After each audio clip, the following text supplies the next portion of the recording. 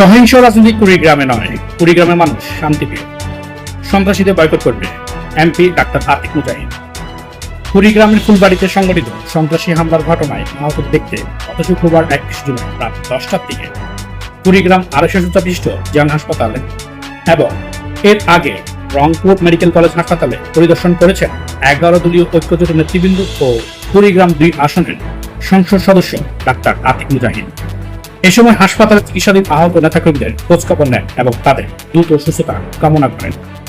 আমাদের Kurigram staff reporter Hasan Mahmud জয় পাঠানো তথ্যচিত্রে বিস্তারিত।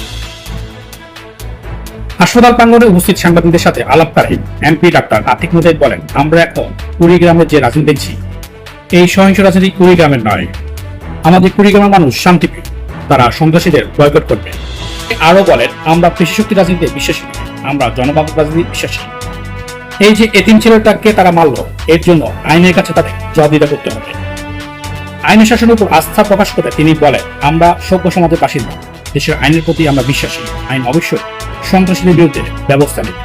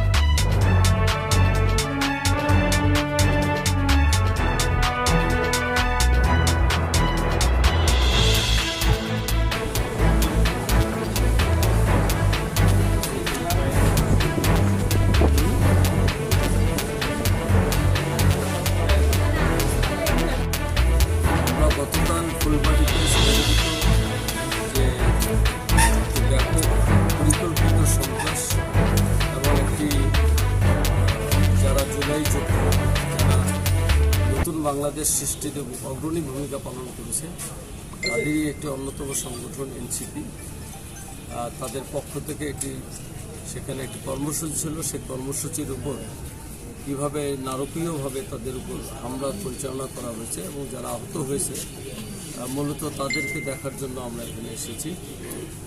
অন্যথায় দেশবাসী কিন্তু আবার মাঠে নামবে, সংগ্রামে নামবে, রাজপথে নামবে। আমরা জুলাই যোদ্ধাদেরকে স্মরণ করে মাসব্যাপী কর্মসূচি গোটা দেশে হচ্ছে এবং তারই অংশ হিসাবে এনসিপি ফুলবাড়িতে এই কর্মসূচি পালন করেছে। তাদের উপর এভাবে নারকীয় ওই জঘন্য সন্ত্রাসী কায়দায় তাদেরকে নির্মমভাবে প্রহার করার বিষয়টাকে আমরা খুবই মর্মাহত এবং সরকারের কাছে প্রচণ্ডভাবে এর আশু বিচারের দাবি করছি। এরপরে তার প্রতিবাদে কালকে মিছিল করার কথা, শান্তিপূর্ণ মিছিল।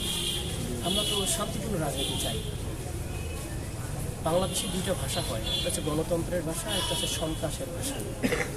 আমরা দেখলাম শান্তিপূর্ণ মিছিলের উপর দিবালোকে একদম বর্বর, একেবারে প্রাক ইসলামের জাহিলিয়াতের যুগে মানুষ যেমন আরেক মানুষকে হত্যা করে ফেলত, ঠিক একইভাবে নিজের এলাকার, নিজের উপজেলা, নিজের থানার, নিজের পাড়া প্রতিবেশীকে নিষ্ঠুরভাবে, নির্মমভাবে কারো বুকে, পিঠে, মাথায়, এক একজনের অবস্থা দেখলাম খুবই খারাপ। কুড়িগ্রামের মানুষ পার্টিকুলারলি এত হিংস্র না, এরা কারা? এত হিংস্রতা কোথা থেকে নিয়ে এসতেছে? আমরা বাংলাদেশে এই সন্ত্রাসীদের বিচার করি ছাড়ব। সন্ত্রাসীর সাথে কোনো রাজনৈতিক আপোষ হয় না।